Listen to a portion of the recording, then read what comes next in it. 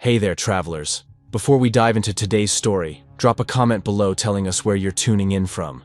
Now let's begin our journey into the unknown. 3:17 a.m. That's when I woke up. Not the gradual drift back to consciousness. 1 second I was gone, the next my eyes snapped open like someone had flipped a switch. The air in my apartment pressed down on me, thick and suffocating. New Orleans in August doesn't cool down at night, it just gets meaner about the heat. My name is James Neal, and someone was sitting in my recording chair. I didn't move. Couldn't.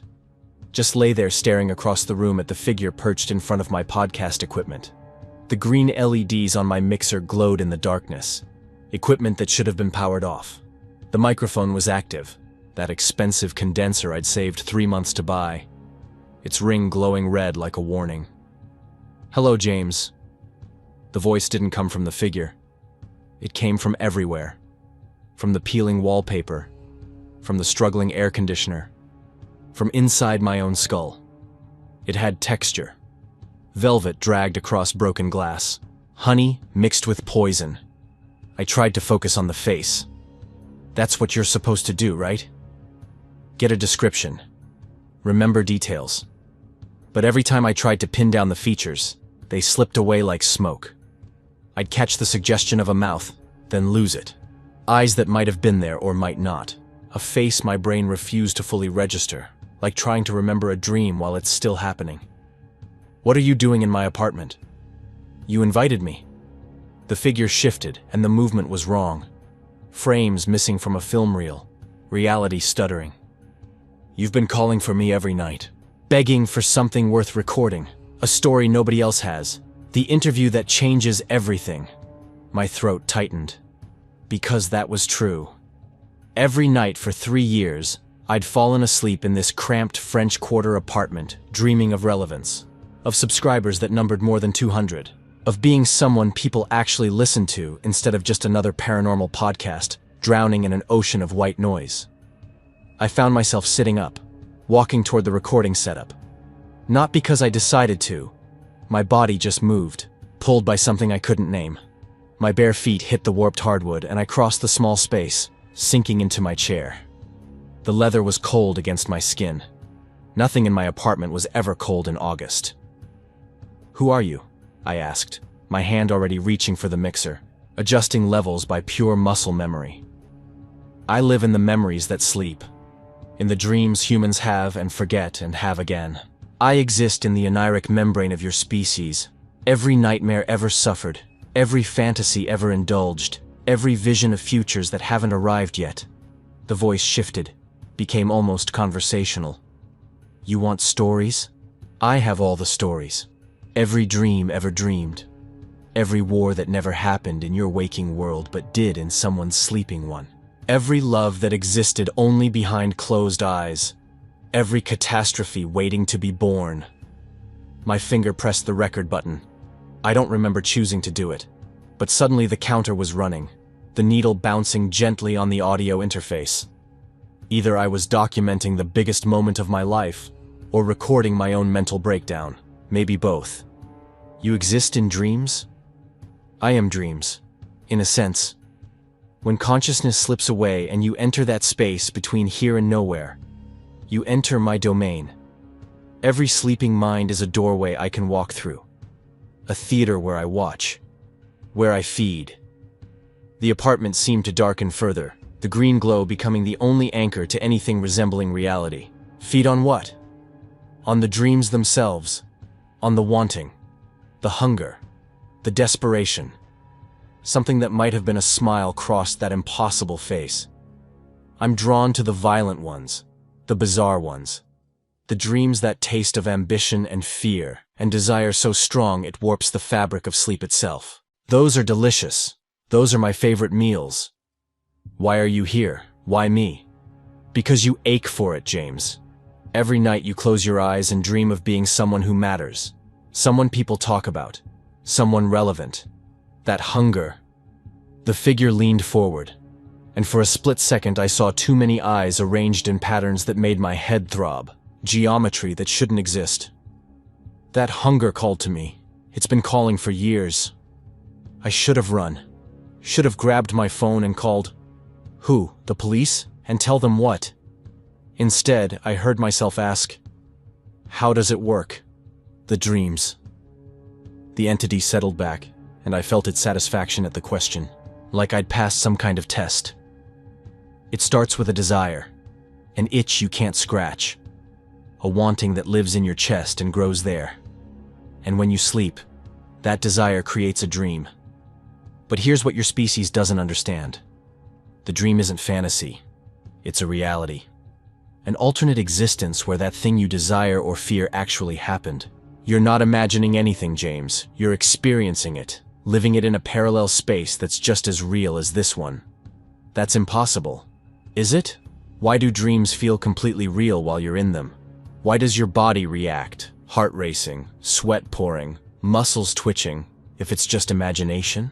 Because it's not. In that moment, in that sleeping reality, it is real. You're there, living it, breathing it, dying in it sometimes. The recording counter showed 4 minutes. It felt like no time had passed at all, or maybe hours had collapsed into seconds. And if someone dreams about something repeatedly, then the membrane between sleeping and waking starts to thin. The barrier becomes permeable, fragile. Dream something enough. Want something enough. Feed that desire night after night. The voice took on a quality of dark pleasure, anticipation. And you begin to reshape your waking world. You materialize your dreams, make them solid, real, permanent, unavoidable. My mouth had gone dry. The air tasted metallic. That sounds dangerous, powerful, intoxicating. The entity's form flickered, became more defined for just a moment. Angles that hurt to perceive, dimensions that folded in on themselves. All of the above. Let me tell you about the people I've watched. James. Let me tell you about the ones who dreamed so hard they changed everything. Let me tell you about my favorite nightmares. The air conditioner's death rattle stopped completely. The only sound was the soft hum of my recording equipment and my own breathing. Too fast, too shallow. I'm listening, I whispered. Of course you are. You're always listening, searching for that one story that will make you matter. Well, here it is. The figure's voice dropped lower, became intimate, like a secret shared between old friends. Let me tell you about a man who dreamed of being worshipped, of adoration, of absolute devotion from millions. The entity began to speak, and I stopped being James Neal sitting in a cramped apartment in New Orleans. I became a witness to something vast and terrible, a voyeur to humanity's worst impulses made manifest. There was a young man, it said. Early 1900s, Central Europe.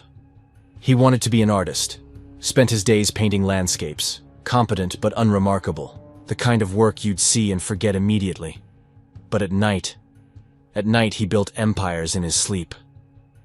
The voice took on a dreamy quality, nostalgic, almost fond. I was there every time he closed his eyes.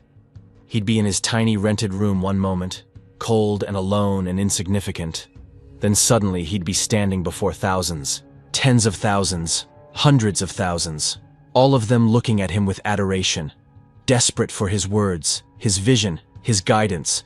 In the dreams, he wasn't a failed artist. He was a messiah, a savior, the one they'd been waiting for. The dreams felt so real to him, more real than his waking poverty, his rejection letters, his mediocre existence scraping by on postcards and architectural drawings. And I walked through those dreams with him, feeding on the raw ambition mixed with resentment and a growing sense of destiny. The taste was exquisite. The entity paused, and I could feel its pleasure at the memory, like savoring a fine wine. The dreams evolved over time. At first they were simple, crowds cheering, flags waving, unity and strength and purpose. Beautiful, in their way. The aesthetic of power without the messy reality. But I could see the edges. There are always edges in dreams of power. In the corners of his sleeping mind, in the shadows behind the parades I saw camps, trains packed with bodies, fires that never stopped burning, people who didn't fit his vision being removed, erased, made pure through elimination. He'd wake up disturbed by those parts, sweating through his sheets, shaking, But the next night, he'd dream again. And the camps would be more detailed, more organized, more efficient. Each night, his sleeping mind refined the nightmare, made it cleaner, made it logical, made it necessary. That's the word he used in his dreams, necessary. As if genocide could be a practical solution to an aesthetic problem. My hands were gripping the edge of my desk hard enough to hurt. And you just watched? You didn't try to stop it? I don't create the dreams, James. I exist within them. I observe. I feed on the emotional energy they produce. Humans create their own nightmares. I'm just there to taste them, to sustain myself on them. This man's dreams were particularly rich. The combination of grandiosity and genocidal efficiency, the absolute certainty mixed with paranoia, remarkable, a vintage I've rarely tasted since. The entity continued, describing how the man failed his entrance exams to art school, how rejection after rejection fed the dreams, made them more vivid, more consuming, more real than reality, how the sleeping visions of purification and conquest began bleeding into waking thoughts like ink spreading through water. He'd talk to friends in beer halls about his visions, his plans for rebirth through cleansing. They thought he was passionate, inspired. Once, I watched a man, with a plan in a time of chaos. They didn't know he was just remembering his dreams, transcribing his nightmares into manifestos and speeches. Every word he spoke in public, he'd rehearsed 1,000 times in sleep. I watched him rise, watched the dreams become blueprints. The symbols he drew in his sleep appeared on flags and armbands years later. The architecture he built in dreams, those massive columns, those grandiose spaces designed to make humans feel small, became real buildings. The camps he'd refined night after night in his sleeping hours, optimizing the flow, the efficiency, the methods. Those became brick and wire and smoke and ash. The voice grew softer, more satisfied, like someone describing a meal they'd never forget. Millions died because one man couldn't stop dreaming, and I was there for every single dream. Every refinement, every escalation, the taste of his certainty, his righteousness, his absolute conviction that he was creating paradise through fire. It sustained me for years, decades. I grew fat on his dreams. How did it end? I managed to ask. In a bunker beneath a burning city. Everything he dreamed of turning to ash around him. The 1,000-year empire lasting 12. I was there for his final dream, too. Right before the trigger and the poison. He dreamed he'd won. That history would vindicate him. That he was a hero who'd saved his people. Even dying. Even with the world he'd built collapsing into rubble above him. He was still dreaming. The entity made a sound like distant laughter, dry and cold. With the power came the ruin, it always does. Always. The recording counter showed 19 minutes. My shirt was soaked with sweat despite the apartment's chill, despite the cold leather against my back. Tell me another, I heard myself say, and hated how eager I sounded, how hungry. Greedy boy, the entity said, but I heard approval in its voice. Good. Let me tell you about someone who dreamed of equality, of fairness, of a world where everyone had exactly what they needed, and no one had more than anyone else. The entity shifted forward, and I caught another glimpse of that impossible face. Too many features arranged in ways that made my vision blur and my stomach turn. Early 1900s again, but further east. A revolutionary. Another dreamer who genuinely believed in justice, in fairness, in a world where everyone had enough. His waking ideology was beautiful. Share everything. Value everyone equally. No more poverty or oppression or exploitation. Noble even, inspiring. The kind of idea that makes young people weep with hope. But his dreams. The voice took on that dark pleasure again, that satisfied purr. His dreams showed the truth. I walked through them every night for decades. He'd see his paradise, golden fields stretching to the horizon, happy workers singing as they labored, children playing without hunger or fear. But in the periphery, always in the periphery, there were the ones who didn't fit, the ones who resisted.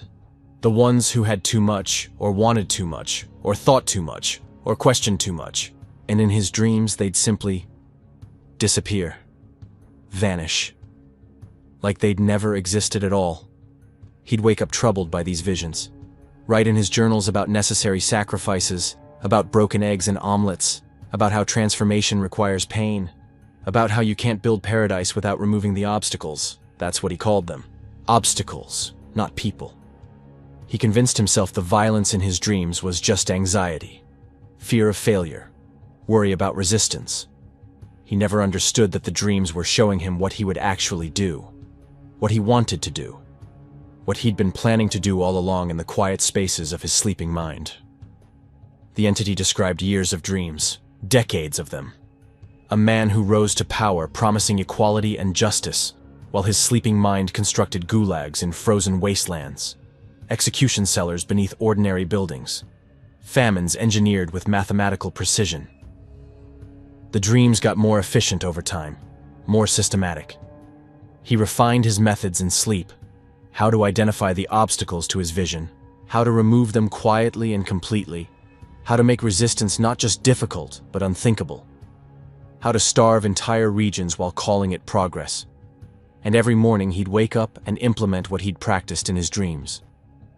The orders were always written during the day, but they were composed at night, in sleep, where I watched and fed. I stayed with him for 30 years. The taste of his dreams changed over time. The guilt faded completely, replaced by cold satisfaction. By the end, he dreamed of mass graves the way other men dream of gardens, peaceful, orderly, necessary for the greater good. 20 million dead, maybe more, maybe much more. Who counts ghosts? And every single death was dreamed first. Every policy, every purge, every quota of suffering, all of it rehearsed in the theater of sleep before being performed in waking life. He died of a stroke, the entity said, genuine fondness in its voice. In his sleep, naturally.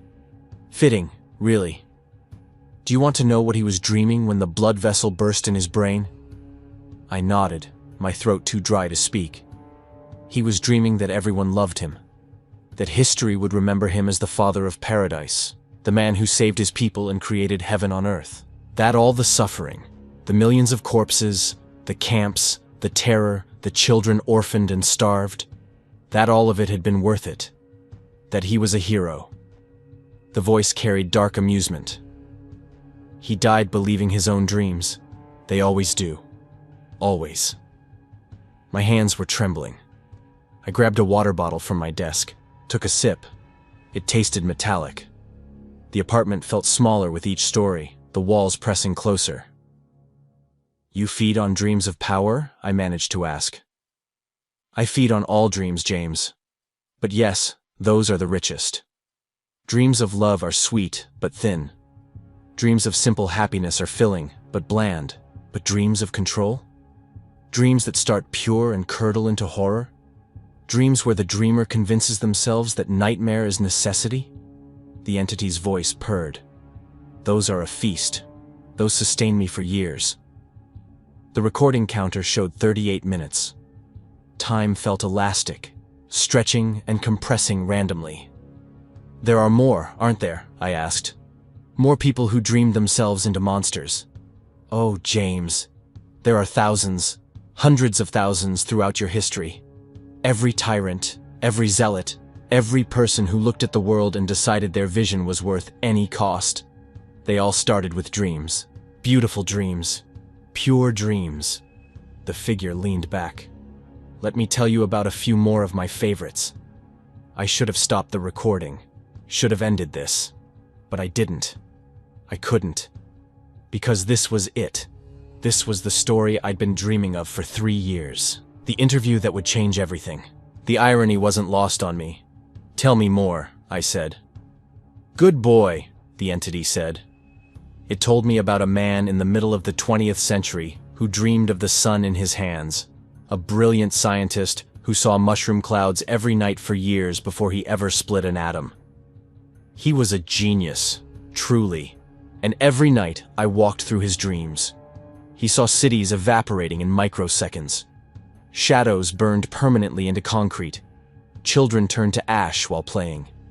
The geometry of destruction rendered in perfect mathematical detail. He called them nightmares, would wake up sweating, shaking, sometimes screaming. His wife would hold him while he wept. And then morning would come, and he'd go to his laboratory and continue the work. Because the waking desire to unlock ultimate power, to end a terrible war, to prove that humans could harness the fundamental forces of the universe, that desire was stronger than the sleeping horror. By the time the first test came, that desert morning when theory became reality, he'd already lived it 1,000 times in sleep.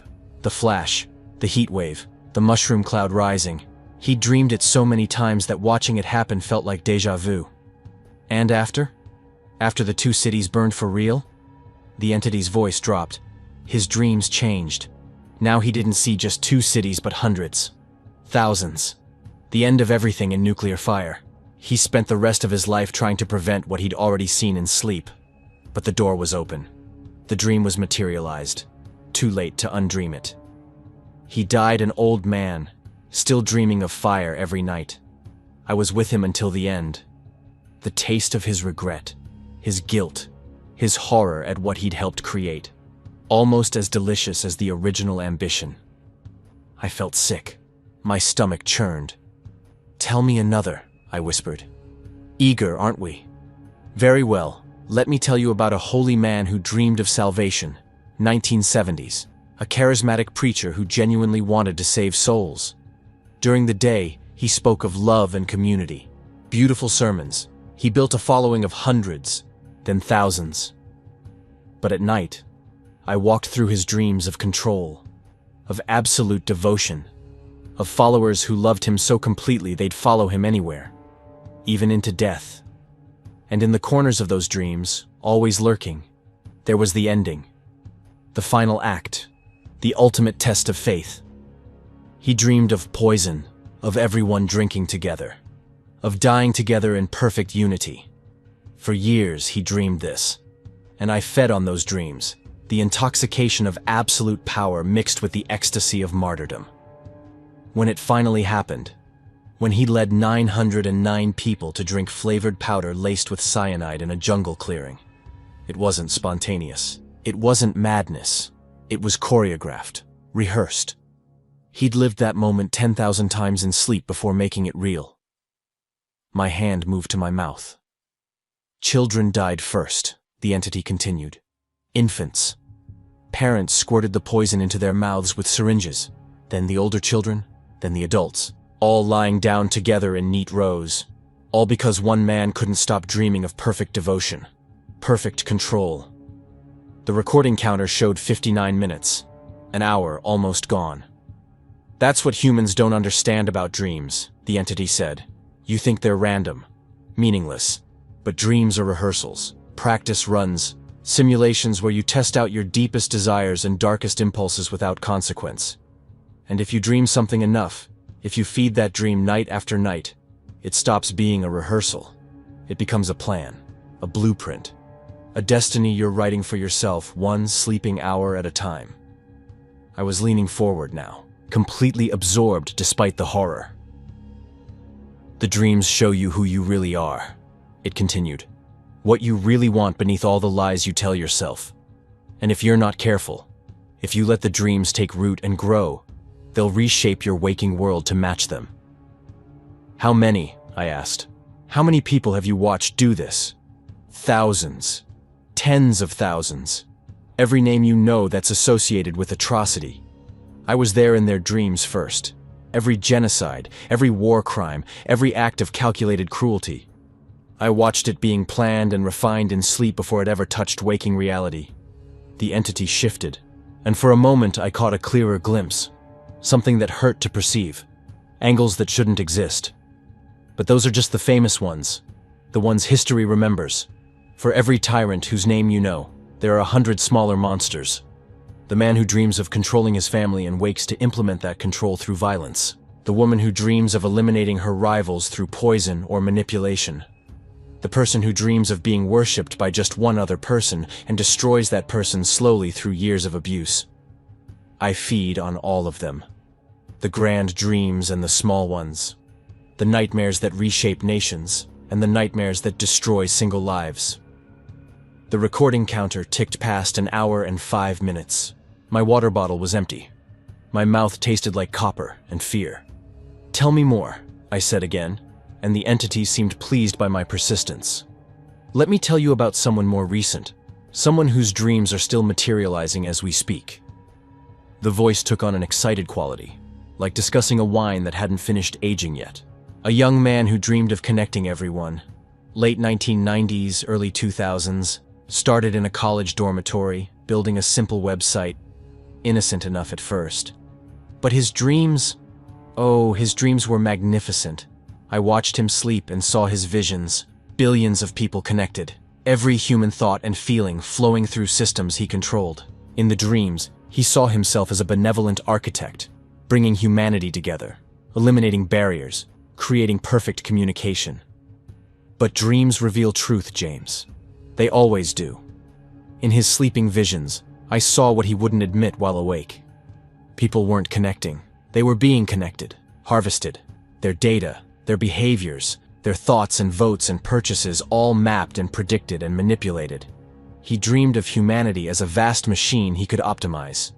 Perfect inputs, perfect outputs, no chaos, no unpredictability, just control disguised as connection. The entity's voice grew warmer, more animated, and he built it. Every feature, every algorithm, every improvement was something he'd refined first in dreams. The addiction mechanisms, the infinite scroll, the notification pings, the carefully calibrated dopamine hits, the outrage amplification that kept people engaged and angry and coming back for more, the careful manipulation of emotions and beliefs through curated feeds, all practiced in sleep before implementation. When confronted with the damage, the elections influenced, the genocides organized through his platform, the teenage girls driven to despair by carefully crafted algorithms designed to make them feel inadequate, he'd say the same things. "We're just connecting people. We're bringing the world together. We're making the world more open and connected." The same justifications he'd rehearsed 10,000 times in his dreams. He still dreams, every night. And I'm still there, feeding, growing fat on his ambitions. Now he dreams of immortality, of uploading consciousness, of transcending death itself and achieving digital godhood. Can you imagine what horrors he'll create trying to materialize those dreams? What he'll sacrifice? What lines he'll cross? I can barely wait. I realized I was holding my breath. Let it out slowly. "They all justify it," I said quietly.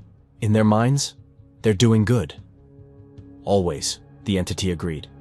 "That's what makes them so delicious. Pure evil is rare and honestly quite boring. It burns out quickly, consumes itself. But evil that believes itself righteous? Evil that wraps itself in the language of progress and necessity and the greater good? That sustains, that lasts, that creates the richest, most nourishing dreams." The figure shifted, becoming slightly more visible for just a moment. I saw what might have been dozens of mouths arranged in a spiral pattern, all smiling. "Let me tell you about a leader from the mid-20th century, Eastern Asia, a man who dreamed of purity, of cultural rebirth through revolutionary transformation. During the day, he spoke of equality, of peasants rising, of sweeping away the old and corrupt. Noble words, inspiring words, millions believed him. But in his dreams, I walked through rivers of blood, watched him orchestrate what he called struggle sessions, where the educated were paraded and beaten and humiliated by mobs. Saw him dream of children turning on their parents, students on their teachers, everyone on everyone in an orgy of ideological purity enforced through terror. He dreamed of destroying everything, books, temples, artifacts, entire ways of life. And then he dreamed of the famine that would follow, of tens of millions starving while he and his circle ate well. In his dreams, he'd walk through villages where parents had eaten their own children to survive, and he'd feel satisfaction, pride. This was the cost of transformation. This was necessary. The entity's voice dropped to almost a whisper, intimate and terrible. 45 million dead in 4 years. Maybe more. The numbers are so vast, they lose meaning. And every single death, every beating, every starvation, Every child who denounced their parents and watched them die, all of it was dreamed first, refined in sleep, perfected in the theater of his sleeping mind before being unleashed on the waking world. I fed on him for decades, even after the worst was over. Even when he was old and sick and dying, he still dreamed. Still walked through fields of corpses and felt nothing but pride in his revolutionary vision. He died believing he'd transformed his nation, saved it, made it strong. The dreams never admitted the truth. They never do. My hands were shaking. I clasped them together to stop the trembling. "How do you choose?" I asked. "Which dreamers to follow? Which nightmares to feed on?" "I don't choose, James. I'm drawn. Like a moth to flame, like a shark to blood in the water. The biggest dreams, the hungriest ambitions, the desires that burn so hot they warp the fabric between sleeping and waking, those call to me. I can feel them from across the world, across time itself in some ways. A particularly potent dreamer is like a beacon, irresistible. And you just watch, feed, you never intervene? Why would I?" The entity sounded genuinely puzzled. "I don't create the dreams, James. I don't plant the desires or twist the ambitions. I'm a witness, an observer, a connoisseur of human nature at its most raw and honest. You create your own nightmares. You materialize your own horrors. I'm just there to appreciate them, to sustain myself on them." The recording counter showed an hour and 23 minutes. The green glow seemed dimmer now, or maybe my eyes were adjusting. The apartment felt like it existed outside normal space, disconnected from the sleeping city around us. "Tell me about the smaller ones," I said. "The ones history doesn't remember." "Ah, yes. Those are special in their own way." The entity settled back. "Let me tell you about a doctor in the 1970s, Midwest America, respected in his community, trusted. He dreamed every night of the perfect family, submissive wife, obedient children, total control over his little kingdom. In his dreams, I watched him practice.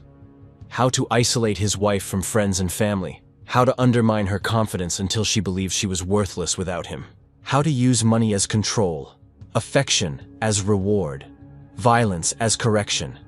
He'd wake up and implement it incrementally, so slowly that neither he nor his wife recognized it as abuse until it was too late. His children grew up in that house, learned those patterns. The oldest son? He's dreaming now too. Dreaming. Same dreams his father had. And I'm there, feeding on the next generation. The cycle continues. The nightmare propagates. Or there was a woman in 1980s Britain, middle management at a corporation. She dreamed of climbing the ladder of power and prestige. In her dreams, she'd destroy rivals, plant doubts, spread rumors, sabotage careers with surgical precision. And then she'd wake up and do exactly that. 20 years of calculated cruelty, person by person, until she reached the top. And now she's there. She dreams of staying there, of crushing anyone who threatens her position. I've fed on her for decades. The taste of her ambition is sharper than the tyrant's, more focused, less grand, but just as toxic, just as destructive to the lives she touches. The entity continued, story after story flowing like a dark river. A teacher who dreamed of molding young minds and woke to indoctrinate and manipulate. A police officer who dreamed of absolute authority and materialized it through brutality, disguised as order. A mother who dreamed of the perfect child and destroyed her daughter slowly through impossible expectations and constant criticism. "You see the pattern?" the entity asked. "Scale doesn't matter. The mechanism is the same. Desire becomes dream, becomes obsession, becomes reality. The dreams show you what you really want, strip away all the civilized pretense, and if you feed them, if you return to them night after night, watering them with your hunger, they grow, they take root, they reshape your waking world. And you feed on all of it. Every single dream, from the tyrant dreaming of empire to the lonely person dreaming of controlling just one other human being. It's all nourishment, all sustenance. Humanity is an endless buffet of nightmares disguised as aspirations." The figure leaned forward, and I felt its attention focus on me with uncomfortable intensity. But let me tell you about the ones that fascinate me most. The artists, the creators, the ones who dream of making something beautiful and end up creating horror. There was a filmmaker in the 1970s, America. Brilliant, visionary. He dreamed every night of perfect cinema, images and sounds that would change how people saw the world. Noble dreams, pure artistic ambition. But in those dreams, I saw the other side. The control he needed to achieve that vision. The people he'd use and discard. The actors he'd push beyond breaking points. The crews he'd work to exhaustion. The families he'd neglect. The relationships he'd sacrifice on the altar of his art. And he did all of it. Made masterpieces, yes. But left a trail of broken people behind him. All for the dream of perfect cinema. Or there was a writer in the 1950s Europe. She dreamed of truth. Of capturing human nature in prose so perfect it would last forever. In her dreams, she'd mine the lives of everyone around her, friends, lovers, family, extracting their secrets, their traumas, their most private moments, and transmuting them into literature. She woke up and did exactly that, published it all, betrayed every confidence, exposed every vulnerability, destroyed relationships and lives for the sake of her art. And when confronted, she'd say the same thing they all say. Art demands sacrifice. Truth is more important than comfort. History will vindicate me. The entity's voice took on a note of something almost like respect. The artistic dreamers are interesting because they believe so completely in the righteousness of their vision. They're creating beauty, after all. Making something meaningful. How can that be wrong? How can pursuing perfection be evil? And yet the damage they do is just as real as any tyrant's. Just more subtle. More socially acceptable. I fed on artists for centuries. Painters who dreamed of capturing light and abandoned their children to poverty. Musicians who dreamed of perfect sound and destroyed everyone in their orbit. Writers who dreamed of truth and weaponized every intimate moment they witnessed. All of them convinced their dreams justified the cost. I thought about my own dreams. My own hunger for relevance, for recognition, for this exact moment. An interview so compelling it would make me matter. What would I sacrifice for that? What had I already sacrificed? You're thinking about yourself now, the entity observed. Good. You're learning. I'm not like them, I said, but my voice lacked conviction. Aren't you? You dream every night of being recognized, of mattering, of people knowing your name. Tell me, James, what would you do for that? What lines would you cross? If I offered you guaranteed fame right now, guaranteed relevance, but it cost someone else their happiness, would you take it? I didn't answer. Couldn't answer. That's what I thought, the entity said softly. The dreams are already there, James. Already growing. Already shaping what you'll become. The only question is how far you'll let them go. How much you'll feed them. The recording counter showed 1 hour and 47 minutes. My neck ached from sitting in the same position. My eyes burned, but I couldn't stop. Wouldn't stop. Wouldn't. Tell me more, I whispered. Tell me about the ones who resisted. The ones who recognized their dreams were dangerous and stopped themselves. The entity was quiet for a long moment. When it spoke again, its voice carried something new. Something that might have been surprise. There are very few of those. Very, very few. Humans are remarkably good at justifying their desires. At convincing themselves that this time it's different. That their dreams are righteous. That the cost is worth it. The ones who actually stop themselves. It paused. Those are the rarest flavor of all. Tell me about them. There was a general. Early 1960s, America. He dreamed of nuclear fire. Of first strikes and preemptive destruction. Of winning the great ideological war through overwhelming force. In his dreams, I walked with him through the ashes of enemy cities, through the radioactive wastelands his weapons would create, and he'd feel satisfaction, victory, pride. But then something changed. One night he dreamed of his own grandchildren, saw them playing in a garden, and then saw them vanish in nuclear fire. Not enemy fire, but the retaliation his first strike would inevitably provoke. He saw his own family become shadows on walls, saw his country turn to glass and ash. He woke up screaming, and the next day, when his superiors asked him to plan the first strike scenario, he refused, got himself fired, destroyed his career, spent the rest of his life advocating against the very weapons he'd once dreamed of using. The dreams continued. I was still there, still feeding. But now they were nightmares of prevention rather than nightmares of ambition. The taste changed, became bitter, less nourishing. He'd broken the cycle, recognized the dream for what it was. Rare, very rare. Were there others? A few.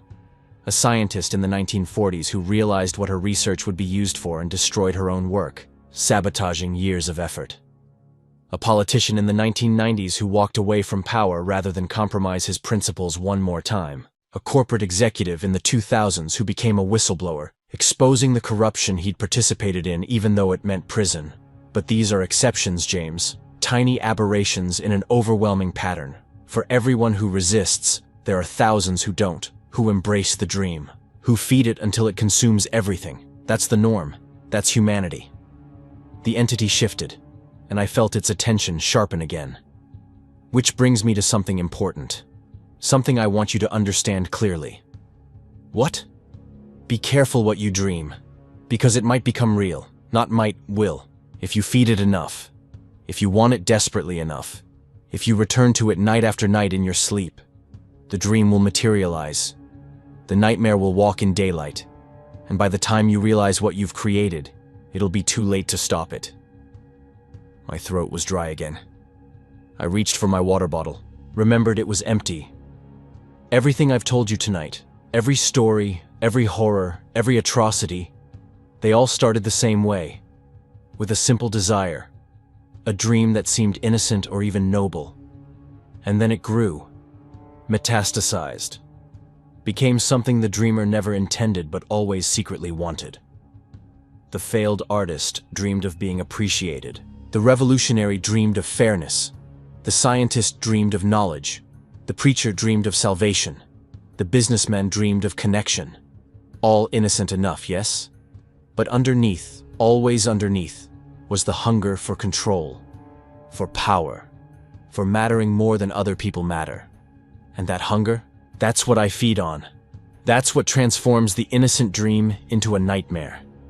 That's what makes humans so endlessly fascinating. You're the only species that can dream itself into monstrosity while convincing itself it's dreaming of paradise. The recording counter showed 2 hours and 9 minutes. Impossible. It felt like both minutes and days had passed. Why are you telling me all this? I asked. What do you want from me? I told you already, James. I don't want anything. You called to me. Your dreams summoned me. Your hunger for relevance, for recognition, for mattering. That's what brought me here tonight. I'm simply responding to the invitation. But why tell me these stories? Why warn me about dreams becoming real? Because warnings are useless. The entity's voice carried dark amusement. You think knowing about the pattern will help you avoid it? You think understanding how dreams materialize will prevent yours from doing the same? It won't. If anything, knowing makes it worse. Makes the cycle more inevitable. Because now you know this interview is special. Unique, the thing you've been dreaming of for 3 years, and you'll chase that high. You'll want more. You'll feed the dream until it consumes you, until you become just another story I tell to the next dreamer who summons me. The words settled over me like cold water. And there's something else, the entity continued. Something I mentioned earlier but want you to really hear. About the first dreamer, the original one. God, I whispered. Yes, God. The ultimate creator, the ultimate dreamer. Before humans, before any of this, there was just God and the void. And God dreamed of creation, of life, of beings made in the divine image who could think and choose and love. Beautiful dreams, pure dreams, the most magnificent dreams ever dreamed. And I was there, watching, feeding. Even then, in the beginning, I was there, a witness to the first great materialization. The apartment seemed to hold its breath. God dreamed of beings with free will, with consciousness, with the ability to create and destroy, to love and hate, to build and tear down.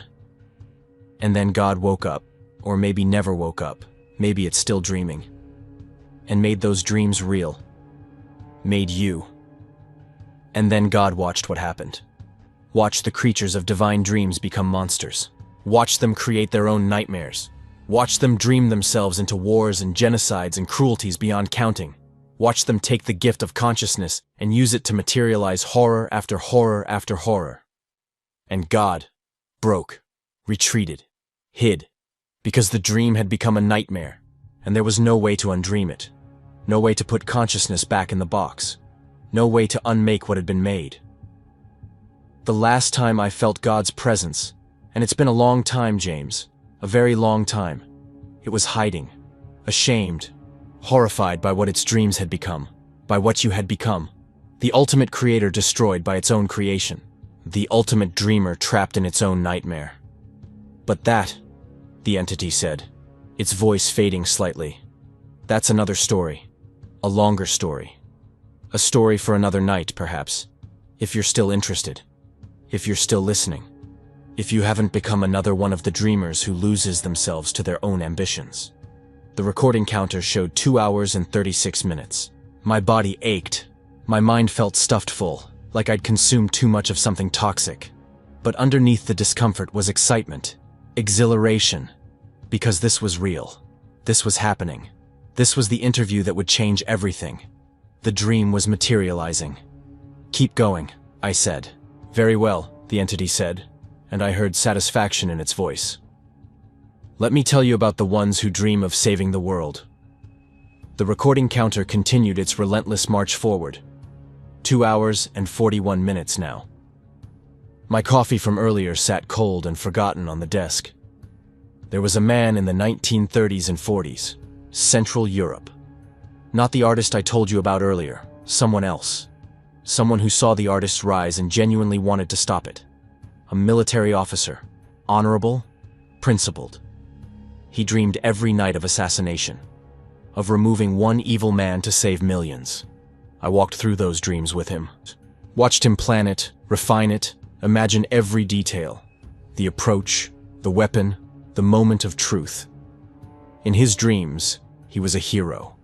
A savior. The man who changed history by ending a nightmare before it fully materialized. He tried, multiple times, got closer than anyone else, but he failed. And in his failure, he doomed himself and everyone he loved. Executed slowly, family arrested. Name cursed by the very people he tried to save, because by then the dreams of the tyrant had fully materialized, had reshaped reality itself, and heroism looked like treason. The taste of his dreams changed over the years, from determination to desperation to despair. Even trying to stop a nightmare can become its own nightmare. Even righteousness can curdle, and I fed on all of it. The entity shifted, and for a moment the apartment felt larger, or smaller, or sideways, geometry that refused to make sense.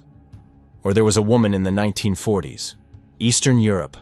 She hid people, refugees, the persecuted, those marked for death by the tyrant's dreams.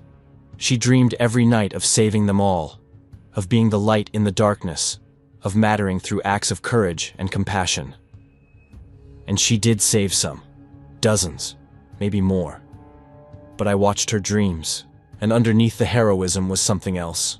Pride, the intoxication of being needed, of being the savior, of people owing her their lives. In her sleeping mind, she'd imagine their gratitude, their worship, their eternal debt to her. It started pure. It curdled slowly.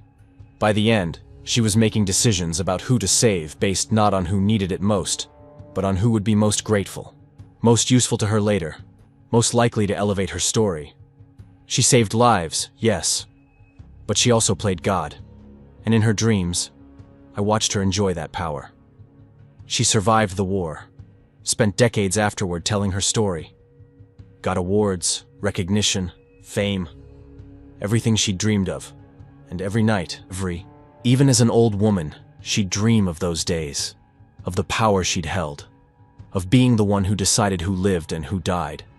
Heroism as narcissism, salvation as control.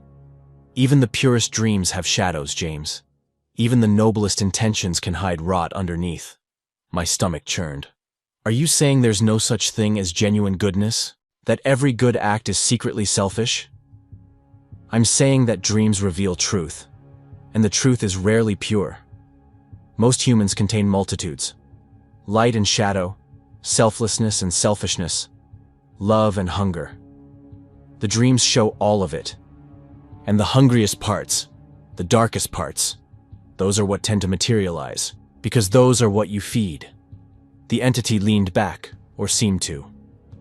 Let me tell you about a more recent dreamer. A young woman in the 2010s, America, an activist. She dreamed of justice, of changing systems, fighting oppression, making the world better. Beautiful dreams, important dreams, the kind that should be encouraged. Yes? But in her dreams, I saw something else. She wasn't just fighting for justice. She was fighting to be seen fighting for justice, to be recognized as righteous, to be elevated as a moral authority. In her sleeping mind, she'd imagine herself giving speeches to thousands, being interviewed, being celebrated. The cause mattered, yes, but her recognition mattered more. And it materialized. She became prominent, got a following, started speaking at events, writing articles, building a platform.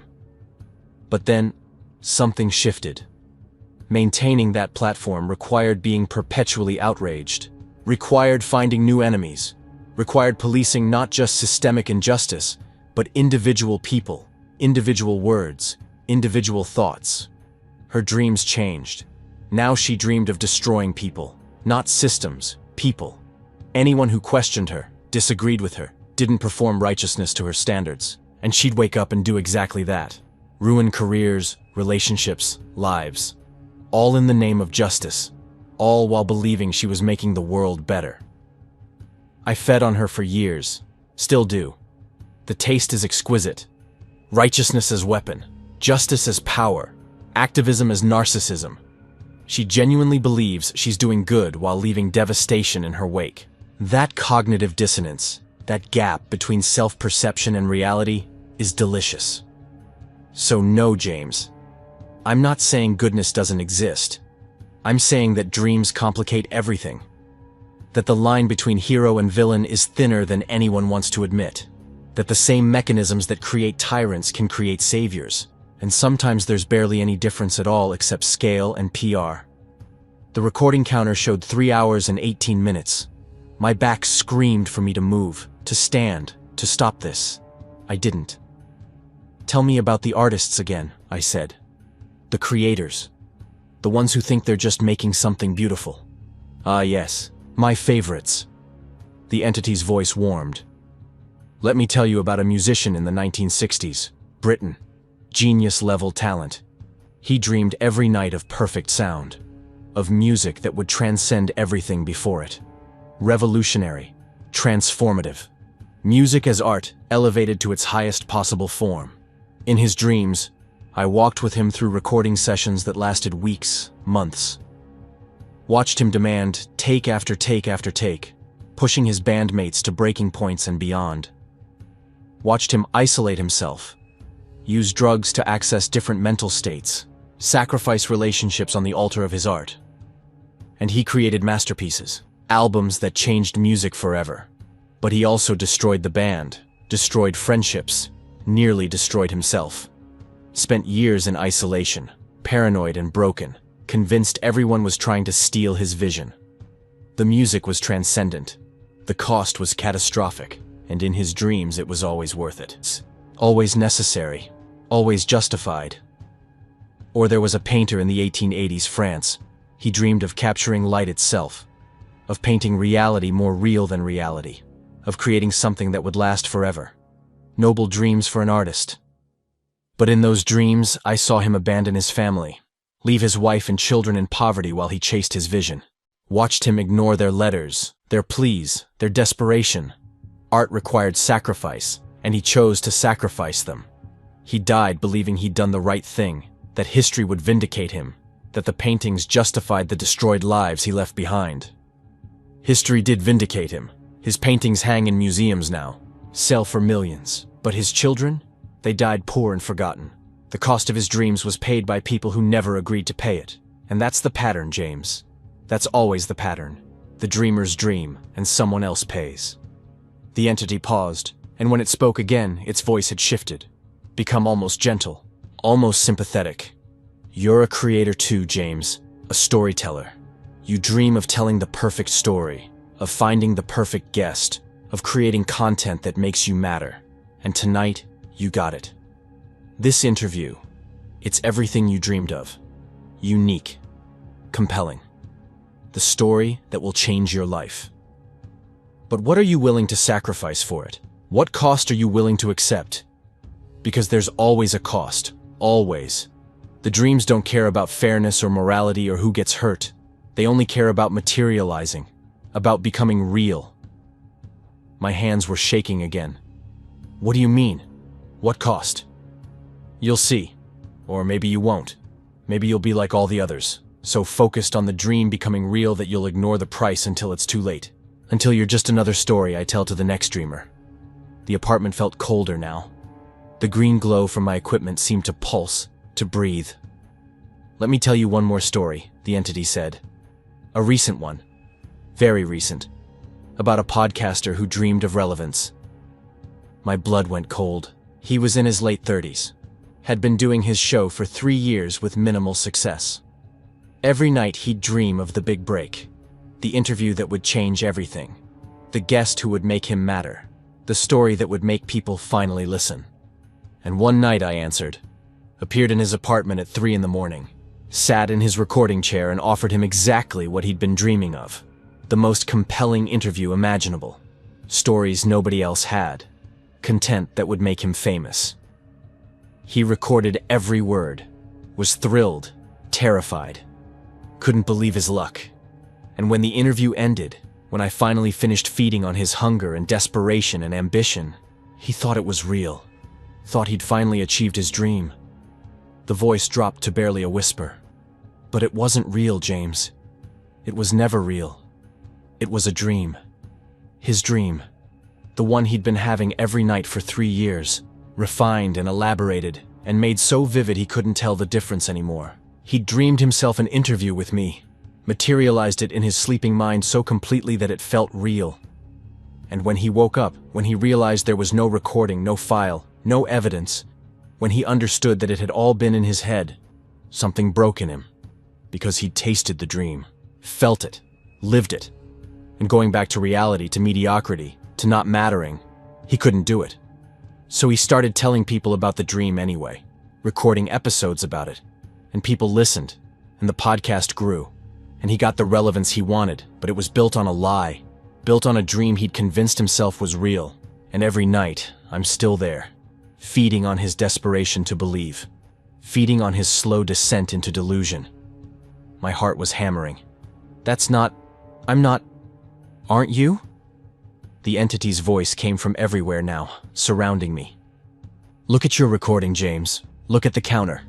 I looked. 3 hours and 52 minutes. That's impossible, I whispered. We've been talking. You've been here. This is real. Is it? Or have you been dreaming? Sitting in your chair, alone in your apartment, dreaming of the perfect interview. How would you know the difference? How can you tell if this is real, or if you're materializing your desperate desire for relevance? The apartment seemed to shimmer, to become less solid. No, this is real. You're real. The recording is real. Then look at it. Play it back. Prove it. My hand moved to the mouse, clicked on the recording file, hit play, static. 3 hours and 52 minutes of pure static. No, I said. No, that's not right. There has to be, maybe it's a setting, maybe the input was wrong, maybe. But I knew. Deep down, I knew. It was a dream, James, the entity said, its voice fading now, becoming distant. You've been dreaming, sitting alone in your apartment, materializing your desperate hunger for relevance into a vivid fantasy of the perfect interview. And I've been here, feeding on every second of it, on your ambition, your desperation, your need to matter. No, I said again, but weaker now. Your dreams have power over the future, James. You've been feeding this one for 3 years. Every night, dreaming of relevance, of mattering, of being someone people listen to. And tonight, you materialized it so completely, you couldn't tell the difference between dream and reality. I feed on them until they become real nightmares. That's what I do. That's what I am. And you... The voice was barely audible now. You've been feeding me beautifully. Sweet dreams, James. I gasped awake. The apartment was dark, silent. I was in my bed, sheets soaked with sweat. My heart hammered against my ribs. The clock on my nightstand glowed. 3:47 a.m. A dream. It had been a dream, but it had felt so real. The interview, the stories, the entity sitting in my chair. All of it so vivid, so detailed, so... I tried to sit up, couldn't move. Sleep paralysis. My body was frozen, locked in place. I could see the apartment, the dim outlines of my furniture, the faint glow of LED lights on my equipment. But I couldn't move, couldn't speak, could barely breathe. And then I saw it. In the corner of my bedroom, near the door. A figure, darker than the darkness around it. Not black, but an absence. A void shaped like something that shouldn't exist. It was watching me. I could feel its attention even though I couldn't see eyes or face or any definable features. It just stood there, watching, waiting. I tried to scream. Nothing came out. Tried to move. My body refused. Seconds stretched into eternities. The figure didn't move, didn't approach, just observed with an intensity that felt like it was peeling back layers of my mind. Then, finally, blessed release. My body unlocked. I could move again. I sat up gasping, reaching for the lamp. Light flooded the room. The corner was empty. Nothing there. Just my apartment, mundane and normal in the artificial glow. Sleep paralysis. That's all it was. A common phenomenon. The brain waking up before the body, creating hallucinations. Nothing supernatural, nothing real. I checked my phone, 3:51 a.m. No way I was sleeping again tonight. I got up, went to my recording setup. The equipment was off. No file on my computer. No evidence of any recording session. Just like I knew there wouldn't be. A dream. A vivid, intense, memorable dream. But just a dream. I made coffee as dawn crept into the sky. Sat at my desk, trying to process. The dream had felt more real than reality. The stories the entity told, I could remember them in perfect detail. The failed artist, the revolutionary, the scientist, the preacher, the musician, the painter. All of it crystal clear in my mind like I'd actually experienced it. And that's when I had an idea. If I couldn't record the interview, I could recreate it. Tell the story of the dream itself. Make an episode about dreaming of interviewing something supernatural. About the nature of dreams and ambition and desire. About whether we can trust our own experiences. It would be different, unique, meta. The kind of content that stood out. By noon, I'd written the script. By evening, I'd recorded and edited it. I titled it, I Interviewed a Demon in My Dreams. Or did I? I uploaded it at 11 p.m. expecting nothing. My 200 subscribers would listen, maybe comment. Life would go on. I went to bed. The next morning, I woke up to 47 emails. Comments, messages, people reaching out, all saying variations of the same thing. I had the same dream. I saw the same figure. It came to me too.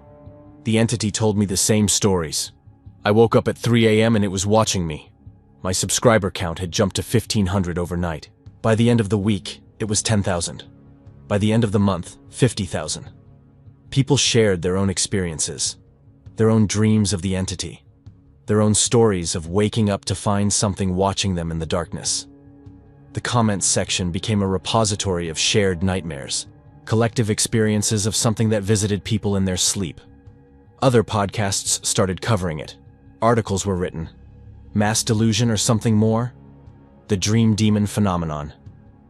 Why are thousands of people having the same nightmare? My podcast became exactly what I dreamed of. Relevant. Notable. Something people talked about. I did more episodes. explored the phenomenon, interviewed listeners about their experiences. The show grew and grew. 6 months later, I had 300,000 subscribers, sponsorship offers, interview requests from major outlets. Everything I'd wanted, but every night, I woke up at 3 a.m. And sometimes, just sometimes, I couldn't move. And the figure would be there in the corner. And I'd wonder, was it real? Was any of it real? Or was I still dreaming? Still materializing my desperate hunger for relevance? Still feeding something I couldn't see but could always feel? The line between dream and reality had blurred so completely, I couldn't find it anymore. It was 2:47 a.m. on a Tuesday when I decided to record another episode. The live show had become a regular thing. Me recording late at night, talking about dreams and nightmares and the nature of consciousness. The audience loved it. Felt more authentic, more raw. I was halfway through explaining a listener's dream when my phone rang. Nobody called me, especially not at 2:47 in the morning. I stared at the screen. Unknown number. I should have ignored it. Should have kept recording. But my hand moved to answer before I could stop it. I lifted the phone to my ear. Silence. Static. Then, from very far away, or very close, I couldn't tell, a voice. "Ready for our interview?" My blood turned to ice. Low laughter, not human. Somewhere between a purr and a growl. That same voice from my dream, from my nightmare. The entity, the thing that fed on dreams. The voice laughed again, low and satisfied. "Sweet dreams, James."